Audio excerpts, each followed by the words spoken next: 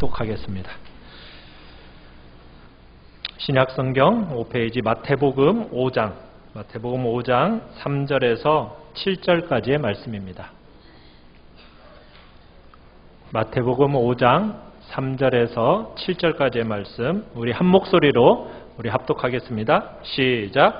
심령이 가난한 자는 복이 있나니 천국이 그들의 것임이요 애통하는 자는 복이 있나니 그들이 위로를 받을 것임이요 온유한 자는 복이 있나니 그들이 땅을 기업으로 받을 것임이요 의에 줄이고 목마른 자는 복이 있나니 그들이 배부를 것임이요 긍휼히 여기는 자는 복이 있나니 그들이 긍휼히 여김을 받을 것임이요. 아멘.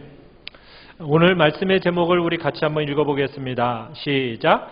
긍휼히 여기는 자의 복. 긍휼히 여기는 자의 복이라는 제목으로 말씀을 나눕니다.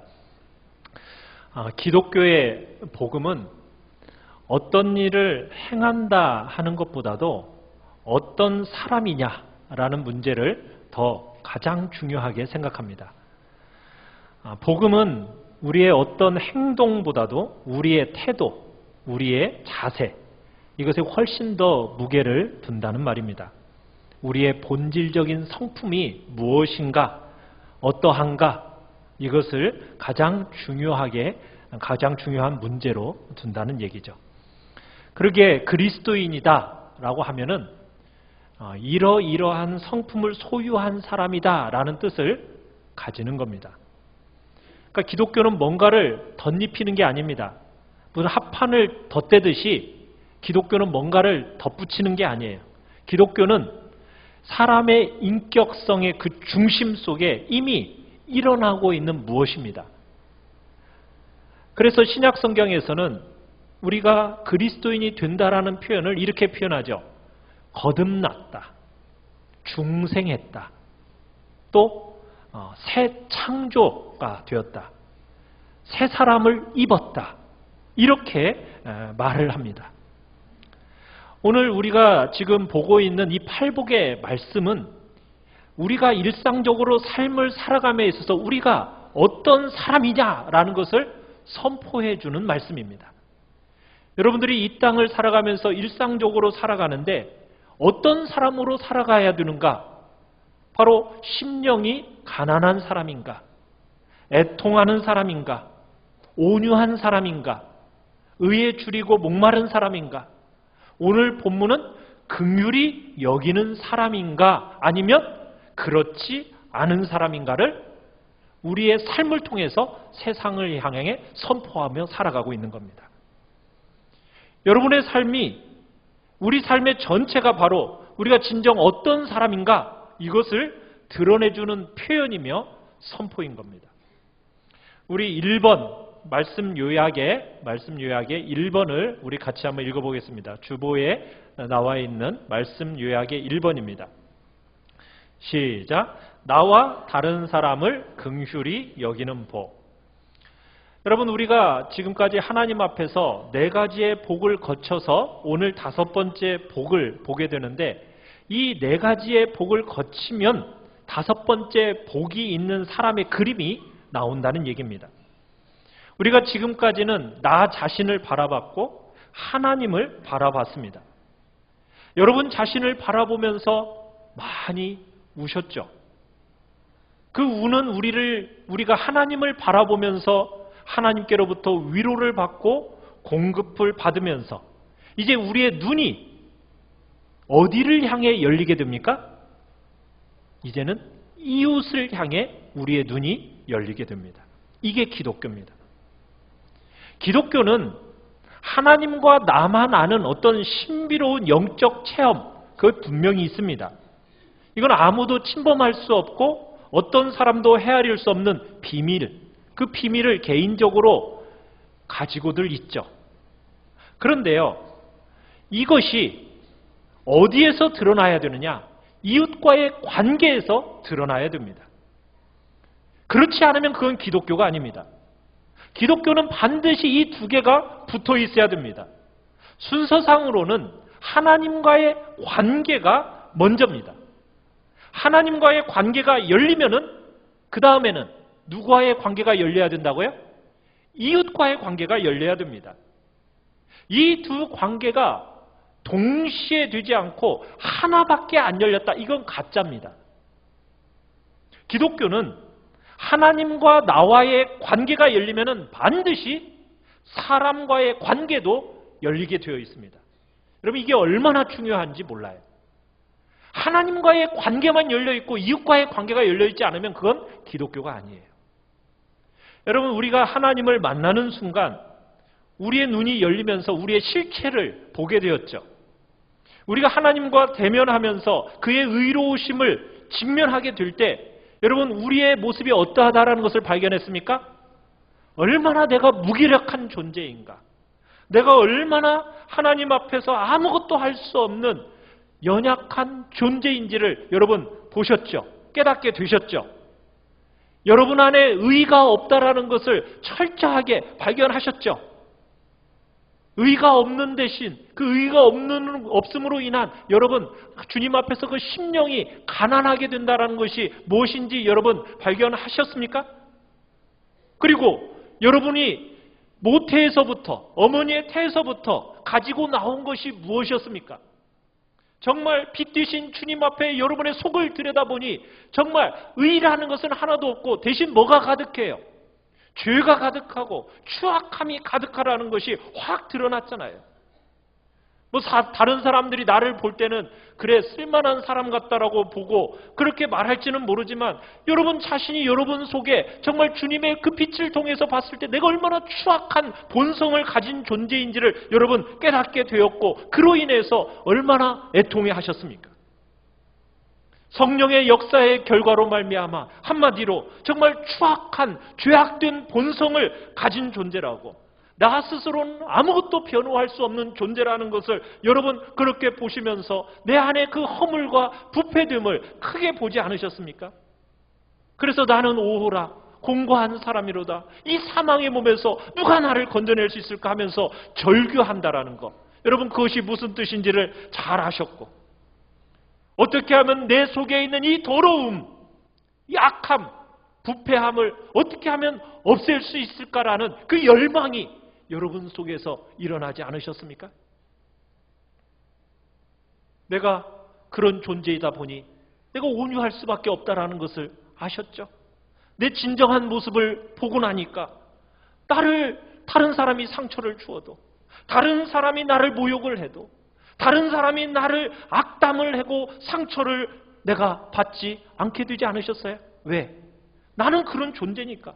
내가 이미 적나라하게 그런 존재라는 것을 내가 알 수 있게 됐기 때문에, 내가 얼마나 정말 혐오스러운 존재인지를 내가 알았기 때문에 다른 사람이 나한테 뭐라고 해도 그래 나는 그런 사람이야 라고 넉넉히 받아들일 수 있는 온유함이 여러분 안에 생기지 않으셨습니까? 그러면서 이제는 내 이 추악함과 내 부패함을, 내 혐오스러움을 어떻게 하면 깨끗게 할 수 있을까라는 그 의의 목마름, 의의 주림, 여러분 이것이 의를 사모함이 여러분 속에 나타나셨지요?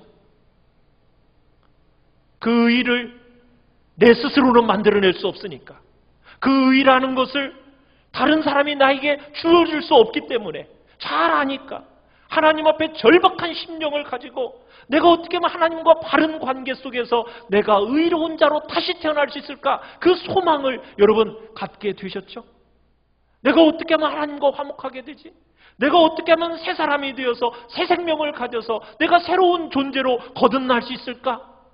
그러면서 여러분이 그 의를 향한 주림과 목마름을 가득 차 있을 때 누가 보여지던가요? 그 의가 예수 그리스도 안에 있다라는 것이 보여졌잖아요. 그 예수 그리스도로 내가 내 속사람이 가장 의로 채워진다라는 것을 알게 되고 그에 대한 갈급함과 주림으로 나아가니까 어떤 일이 일어났습니까? 예수 그리스도의 의로 내가 덧입혀진 거예요. 값없이 선물로 하나님의 말할 수 없는 그 의를 내가 몽땅 덧입게 되어진 거예요. 여러분 이런 모든 거 보셨죠? 이런 거 알았고 여러분 체험하셨죠? 그렇지 않으세요? 그래서 여러분들이 하나님 앞에서 지금 의로운 자요 하나님의 거룩한 자녀로 거듭나지 않으셨습니까? 거듭났어요. 그래서 거듭나게 된 거예요. 그러면 이제 우리의 눈이 옆 사람을 다른 눈으로 보게 된다는 거예요. 이전에는 사람들을 볼 때 말과 행실로 그 사람을 보고 판단했어요. 평가했어요. 외적인 조건으로 사람들을 대해왔습니다. 내 마음에 들면, 내 마음에 뭔가 잘 맞으면 아, 저 사람은 훌륭한 사람이야 그렇게 생각하면서 좋아해 왔어요. 그런데 주님 안에서 나 자신의 실체를 보고 나니까 이제 다른 사람의 부분에 보이기 시작하네. 다른 사람의 부분이 보이기 시작하는 거예요. 아, 저 사람이 저렇게 거친 말을 하는 것이, 저 사람이 저렇게 무례하게 행동하는 것이, 저렇게 뾰족뾰족하게 행위를 하는 그 이면에 다른 뭔가가 있다라는 것이 보여지기 시작하더라는 거예요. 그죠? 아, 저렇게 말하고 저렇게 행동하는 것이 죄 때문에 그랬구나. 저 사람이 죄의 노예가 되어서, 마귀의 노예가 되어서, 이 세상의 노예가 되어서 저렇게 끌려가면서 저렇게 말하고 저렇게 행동하게 되었구나. 저게 다 죄와 마귀와 세상의 희생물로 보게 되는 거예요. 한 번뿐인 귀중한 인생을 저렇게 돈의 노예가 되어 살아가다니, 정말 이 세상에 인정받으려고 저렇게 속고 살아가고 있는 저들을 바라보니 여러분의 마음이, 어떤 마음이 그 사람을 향해서 들게 됩니까? 불쌍히 여기는 마음이 들지 않으십니까? 불쌍히 여기는 마음, 긍휼히 여기는 마음, 그런 마음으로 사람을 보게 되더라는 거예요. 그 사람의 말과 그 사람의 행실로만 보는 게 아니라 그 사람의 영혼의 피폐함과 그 영혼의 굶주림과 그 영혼의 목마름을 보게 되니까 말할 수 없이 그 사람이 불쌍히 여겨지고 아끼게 되더라는 거예요. 사람을 향한 눈이 열리고 다른 사람을 그렇게 대하게 되더라는 거예요. 긍휼히 여길 수밖에 없게 되는 거예요. 여러분, 이런 삶을 사셨던 최고의 모범이 누구이십니까? 예수 그리스도이시죠. 여러분, 십자가에 달리신 예수 그리스도를 한번 우리 바라보십시다. 그는 한 번도 죄를 지은 일이 없으셨어요. 그는 누구에게도 해를 끼친 일이 없으셨습니다. 이 땅에 오셔서 진리만을 선포하셨어요. 잃어버린 자를 찾아 구원하려고 애쓰셨던 분이 바로 우리 주님이세요. 그런데 그 주님이 어떻게 되셨습니까? 십자가 위에서 못 박힌 채로 죽어가셨어요. 고통 가운데 계셨어요. 그때 예수님이 그 일에 책임을 져야 할 사람들을 향해서 뭐라고 말씀하시고 기도하셨습니까? 뭐라고 하셨죠? 아버지여, 저희를 사하여 주옵소서. 왜요? 자기들이 하는 것을 알지 못합니다. 저들은 자기가 지금 무슨 짓을 하는지를 알지 못해요. 눈이 감겨 있어서 봐야 할 것을 보지 못하고 알아야 할 것을 알지 못하니 너무나도 어리석고 불쌍한 영혼들이에요. 아버지, 저들의 죄를 사하여 주옵소서. 여러분, 우리 주님만 그렇게 기도하셨나요? 또 누가 그렇게 기도한 사람이 있죠? 사도행전에 초대교회에 순교자였던 스데반이 똑같은 기도를 했어요. 그죠? 사람들이 자기에게 막 돌을 집어던졌어요. 목숨을 앗아가는 그 순간에 정말 그 무리를 향해서 스데반이 뭐라고 기도했습니까? 하늘 아버지를 향해 기도했어요. 외치기를 뭐라고요? 주여, 이 죄를 그들에게 돌리지 마옵소서. 왜요? 왜 그렇습니까? 주여, 저들이 하는 것을 저들이 알지 못합니다. 주님, 저들이 미쳤어요. 죄 때문에 미쳤어요. 나를 주님의 종으로 알지를 못해요. 이해하지를 못해요. 나의 주 그리스도를 깨닫지를 못해요. 이 세상의 신이 눈이 가리워져서 지금 눈이 어두워져 있어요. 자기들이 지금 무슨 짓을 하는지를 알지를 도무지를 모르고 있으니까 이 죄를 저들의 책임으로 돌리지 말아주세요. 스데반이요, 그들을 불쌍히 여기면서, 그들을 진정으로 긍휼히 여기면서 그들을 향해 기도를 했어요. 사랑하는 성도 여러분, 진정 그리스도인은 우리 모든 사람의 상태가 이와 같이 되어져 가야 한다는 이야기입니다. 어쩔 수 없이 죄의 종이 된 저들을 바라보면서 안타까운 심정을 가지고 느껴야 마땅한 것이 우리들의 마음이 되어야 한다는 얘기입니다. 이게 바로 우리 성도들이 가져야 할, 우리 성도들이 사람들을 향하여 가져야 할 자세라고 성경은 얘기하고 있는 겁니다. 우리 2번을 같이 한번 읽어보겠습니다. 2번입니다. 시작. 진정한 긍휼은 불쌍히 여기며 도움을 베푸는 것. 그런데요, 우리가 어떻습니까? 참 너무나도 불완전한 존재가 바로 우리죠. 성도가 되었어요. 성도가 된 이후에 누구를 용서하기보다 우리의 마음은 어떻습니까? 내가 받은 만큼보다도 더 갚아주고 싶은 것이 우리의 마음이죠. 그가 얼마나 나쁜 사람인지 한번 내가 터뜨려서 영혼을 상하게 만들어야 막 분이 풀리는, 그게 바로 우리의 모습이지 않습니까? 그런데 우리가 점점 변해져 가야 합니다. 그리고 그렇게 되어져 갑니다. 어떤 모습으로요? 주님, 저들의 죄를 용서하여 주옵소서. 스데반의 기도같이 나오도록 성령께서는 우리를 바꾸어 가십니다. 이것이 바로 우리가 이 땅에서 성도로서 경험하는 영광 중에 하나입니다. 우리 성도들은 겉으로만 드러나는 행실로 사람을 판단하지 않습니다. 그런 모습만 보지 않아야 합니다. 사람들이 하는 일들만 보지 않아요. 우리 성도들은 사람들을 보복하려고 하지 않습니다. 자신에 대해 변명하지 않습니다. 자신의 권리를 주장하려 들지 않습니다.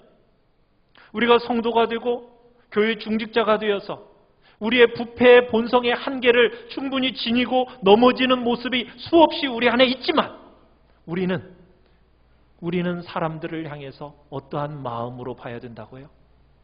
저들이 마귀에게 속아서 넘어지고 실패하고 아직도 눈이 열리지 않아서 어리석게 행동하는구나. 여러분, 그러한 마음으로 바라보면서 비난하지 말아야 합니다. 행위와 말만 가지고 여러분 사람들을 평가하지 않고 보복하려고 해서는 안 됩니다. 따뜻함이 가득한 눈으로 여러분 불쌍히 여기고 따뜻함이 가득한 눈으로 서로를 아끼는 것이 바로 교회 공동체입니다. 내가 잘못을 함께 범한 사람인 것 마냥 함께 회개하며 나아가고 어찌하든 그들의 허물을 덮어주려고 하고 그 중심의 공허함과 고통을 함께 읽어내면서 긍휼이 가득한 눈으로 받아내고 아껴주는 것. 여러분, 그러한 사람이 성도요. 그 공동체가 바로 교회가 되어야 하는 것입니다. 우리는 남의 말 할 것 없습니다. 왜요? 우리 안에 이미 수많은 죄악을 보지 않았습니까? 여러분이 그렇게 탄식하면서 나 자신을 향해서 사형 선고를 내려보지 않으셨어요? 그때 하나님은 우리를 어떻게 대해 주셨습니까? 정말 허물 많고 죄 많은 악한 것 하나님이 다 어떻게 해주셨죠? 그 모든 걸 다 덮어주셨잖아요. 가려주셨잖아요. 그리고 오늘 예수 그리스도의 그 완전한 의로 우리를 덮어주시면서 너는 의롭다라고 우리를 여겨주셨잖아요. 그죠? 그리고 우리를 살려주시고 말할 수 없는 모든 복과 부요를 우리에게 거저 주셨잖아요.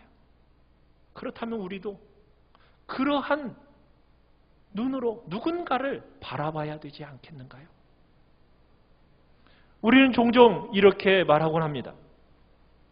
그 사람이 진짜 회개하면 저 용서할 의향이 있어요. 그런데요, 회개 안 하면 저도 용서 못합니다.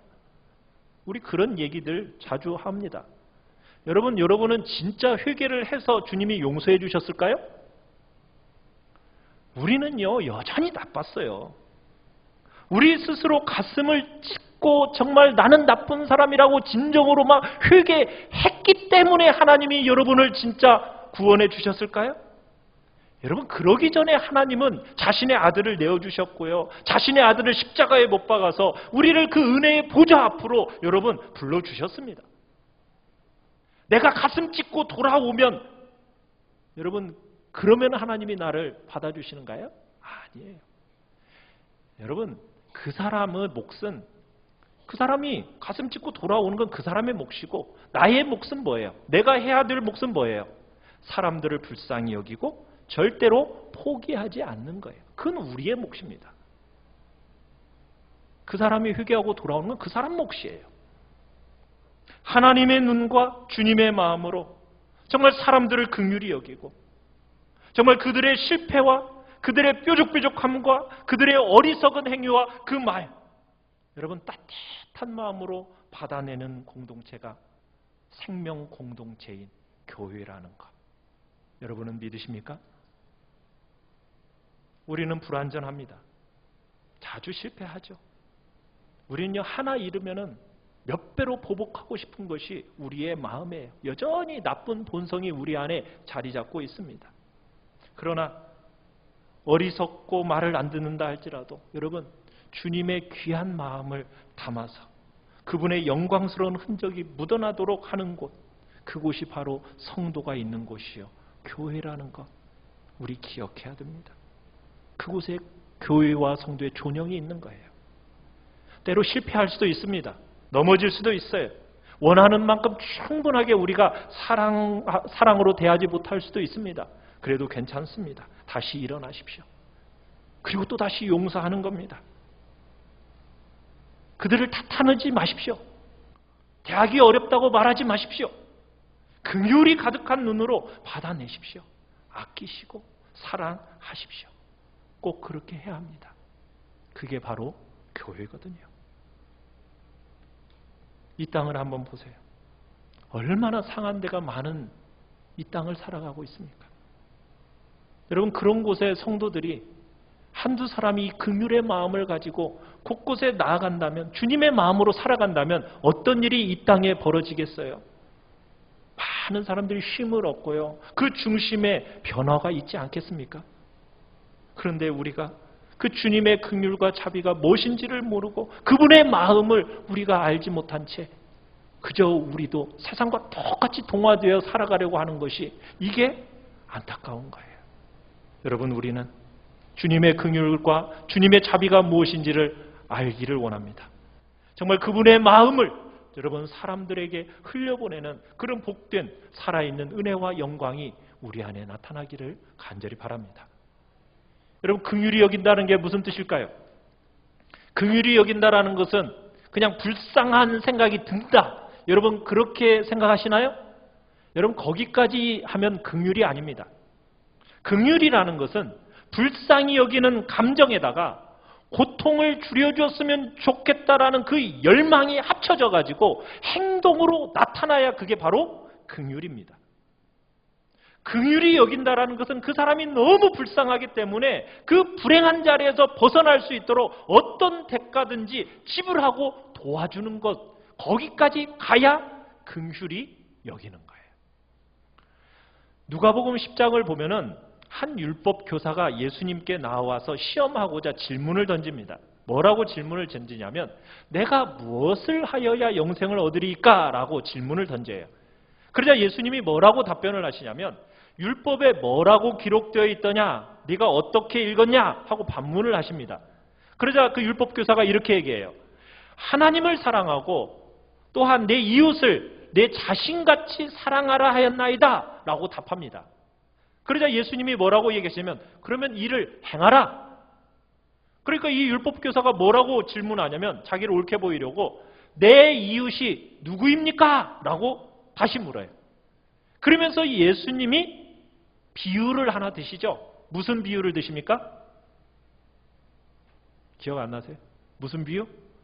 선한 사마리아 사람의 비유를 들어 가르쳐 주십니다. 자, 그 선한 사마리아 사람의 비유가 어떻습니까? 어떤 사람이 여리고길을 내려가다가 누구를 만나요? 강도를 만났어요. 강도를 만나서 어떻게 됐죠? 전부 빼앗기고 옷까지 빼앗겨서 벌거벗은 채로 피 흘리며 길에 쓰러져 있었어요. 자, 그때 그를 본 사람들이 그를 어떻게 하죠? 지나쳐가죠. 제일 처음에는 누가 지나쳐갑니까? 제사장이 지나쳐갑니다. 그 다음엔요, 레위인이 지나쳐갑니다. 그런데 오직 한 사람, 사마리아 사람은 어떻게 하죠?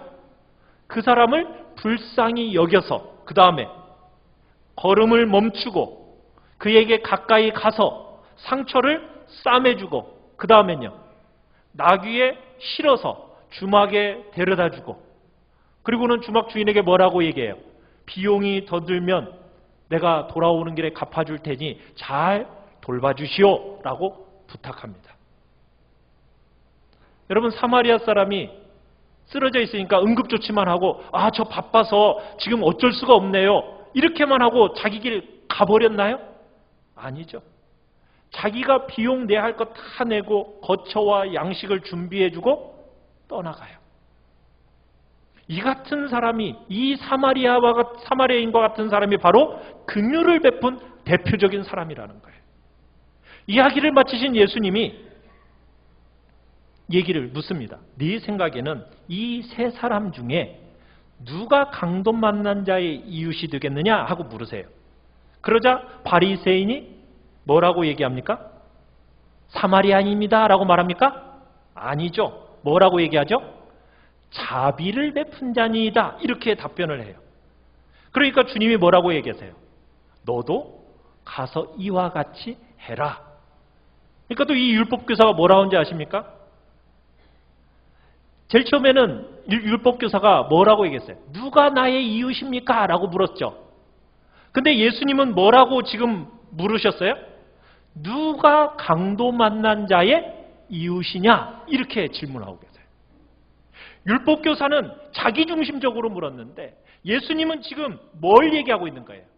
어려움을 당한 자의 이웃에 지금 초점을 맞춰서 얘기하고 계시는 거예요. 사랑하는 성도 여러분, 여기까지 가야 율법의 본질적인 정신이 제대로 지켜지는 거라는 거예요. 자기 일에 바빠서 분주에 살다 보니까 이 시대가 그렇잖아요. 내일도 바빠요. 얼마나 분주합니까? 근데 가던 길을 멈추어서 아프고 고통당한 이에게 불쌍히 여기면서 손을 내민다? 필요를 공급해준다?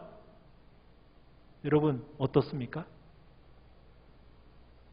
주님은 우리에게 긍휼을 베푼다라는 것이 어디까지 가야 되는지에 대해서 말씀해 주고 계시는 거예요. 우리 세 번째 읽어보겠습니다. 3번입니다. 시작. 하나님의 더 큰 긍휼을 누리고 맛보는 성도의 복. 사랑하는 성도 여러분, 여러분 바로 옆에서 힘들게 하시는 분이 계세요? 그가 바로 여러분의 사랑과 섬김을 필요로 하는 사람이다라는 것을 기억하시길 바랍니다. 선천적으로 성격이 까다롭고 못된 사람이기 때문이 아니에요. 그런 게 아닙니다. 사랑과 긍휼이 많이 필요한 사람이기 때문이에요. 사랑과 긍휼이 많이 필요한 사람일수록 까칠하고 사랑과 긍휼이 많이 필요한 사람일수록 뾰족한 겁니다. 여러분끼리 마음 통하는 몇몇 사람하고 잘 지내는 것으로 여러분이 이웃사랑을 대체해서는 안 돼요. 그것으로 주님이 명하시는 이웃사랑을 실천했다라고 여러분 만족해서는 안 되는 겁니다. 내가 값을 치르고서라도 희생하서라도 정말 그들의 그 불쌍한 자리를 면케해주고 싶어하는 그 행함과 그들을 불쌍히 여기는 마음이 붙어있는 것, 이게 바로 긍휼이에요. 이런 사람이 이 땅을 사는 동안 하나님의 긍휼을 거듭 경험하게 되는 겁니다. 긍휼히 여기는 자는 뭐 할 거라고요? 긍휼히 여김을 받을 것임이요. 이 말씀을 우리는 어떻게 해석하죠? 여러분, 다른 사람을 긍휼히 여기면은 하나님이 나를 긍휼히 여기실 거라는 얘기일까요? 내가 다른 사람을 용서하면 하나님께서 내 죄를 용서하실 것이다 라는 그런 이야기일까요? 여러분, 그런 식으로 이 본문을 해석하면 안 됩니다. 내가 남을 용서한다라는 그 조건으로 내가 하나님께 용서받는다. 여러분, 그러면 이 땅에 과연 용서받을 사람이 몇 명이나 있을까요? 이 땅에 그렇게 해가지고 하나님의 긍휼을 끌어낼 사람은 아무도 없습니다. 우리의 조건과 우리의 자격과 우리의 공로로 우리가 하나님의 긍휼을 얻어낼 수 있어요? 없습니다. 여러분, 우리가 회개함으로 구원을 얻어요. 여러분, 진짜 회개한다는 게 뭡니까? 회개한다라는 것은 내가 형벌받아 마땅한 존재라는 것을 인식하는 거예요. 그리고 내가 만일 용서를 받는다라면은 전적으로 오로지 하나님의 사랑과 하나님의 긍휼과 하나님의 은혜 때문이라는 것을 인식하는 겁니다. 그래, 하나님이 나를 긍휼히 여기셔서 내가 이렇게 용서를 받았고 구원을 받았구나. 하나님이 내게 베푸신 그 귀한 사랑과 긍휼, 자비를 보고 나니까 이제는 내 마음에 어떤 마음이 들어요? 나를 향해서 참으로 그렇게 하는 이웃의 작은 허물이, 이웃의 죄가 어떤 마음이 들어요? 긍휼과 용서의 마음이 들게 되어지는 거예요. 내가 하나님으로부터 받은 그 긍휼로부터 내가 그 긍휼을 입었으니 하나님의 이제 더 큰 긍휼을 내가 누리며 살아가게 되는 것. 이게 바로 긍휼히 여김을 받은 사람의 성도의 삶이라고 성경은 얘기하고 있는 거예요. 사랑하는 성도 여러분, 여러분은 막 화내고 화 잘 내고 성질내는 사람 불쌍한 마음이 들어요, 안 들어요? 들어요? 잘 안 들죠? 근데요, 불쌍한 사람들이에요. 여러분, 불쌍히 여김을 받아야 마땅한 사람이라고요. 그들의 정말 불쌍히 여기는 마음 우리 가져야 됩니다. 그들을 위해 기도해야 됩니다. 하나님께서 긍휼히 여겨주시도록 간구해야 돼요.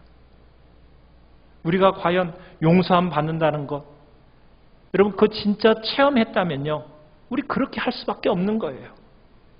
내가 오로지 하나님의 긍휼하심에 빚진 사람이라는 것을 알고 있다면, 여러분 내가 그리스도인이 된 것이 정말 오로지 하나님의 값없는 은혜 때문이라는 거, 여러분 그거 알고 있다면은 내게 교만이 있을 수 없고요, 복수의 마음이 있을 수 없고요, 나의 권리를 주장할 수가 없는 거예요. 그 대신에 사람들을 볼 때마다 어떤 마음이 돼요? 그들 속에 무가치함이 있습니다. 죄로 말미암아 저렇게 된다라는 것이 드러나면서 내 마음속에 큰 슬픔이 가지게 되고 긍휼과 자비가 흘러가야 되는 거예요. 여러분, 예수님이 불의한 종의 비유에 대해서 말씀하신 것이 있어요. 불의하고 잔인한 종이 자기 밑에 있는 다른 종을 용서하지 않은 비유예요. 1만 달란트 정말 왕으로부터 빚졌다가 탕감받았어요. 그리고서는 돌아오는 길에 자기에게 빚진 자 100데나리온 가진 자를 어떻게 합니까? 붙들어다가 너 안 갚을 때까지 감옥에 쳐넣어버립니다. 여러분, 그러니까 어떻게 하죠? 왕이 그를 다시 불러다가 다시 쳐넣어버려요. 왕이. 여러분, 그 의미가 무엇입니까? 사람이 용서함 받는다는 것이 무엇인지를 전혀 이해하지 못했다라는 거예요. 그렇기 때문에 그 종은 용서받지 못하고 다시 어두운 데서 이를 갈면서 있게 된다라고 성경은 얘기하고 있어요.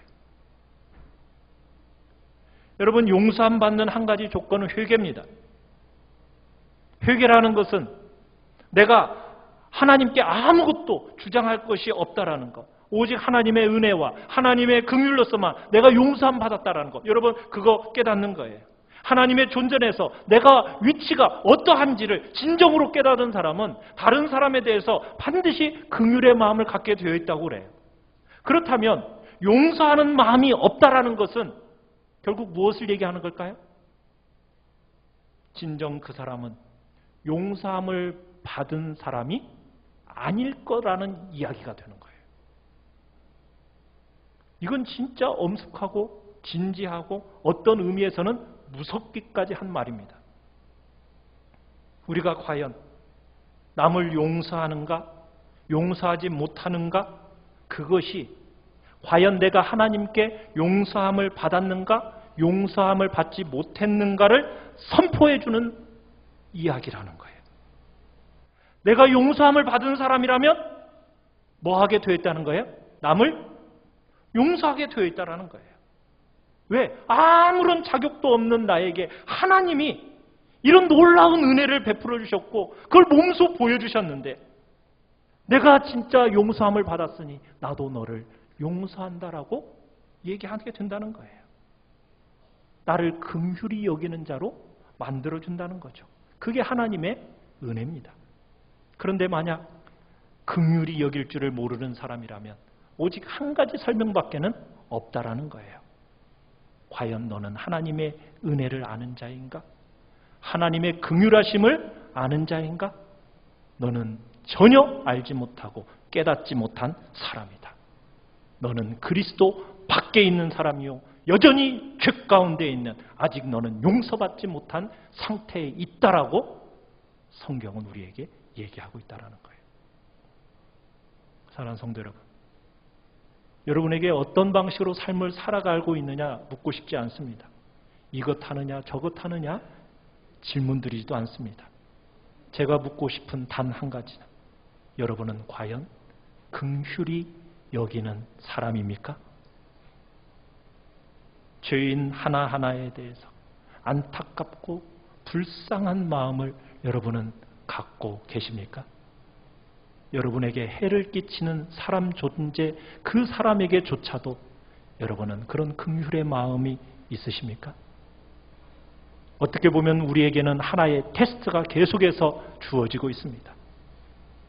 내 마음에 긍휼한 마음, 불쌍히 여긴 마음이 있는가? 그것이 너의 하나님의 긍휼을 입은 자인지 네가 하나님의 은혜를 받은 자인지를 테스트하는 테스트가 계속해서 우리가 이 땅을 살아가는 동안 주어진다는 얘기입니다.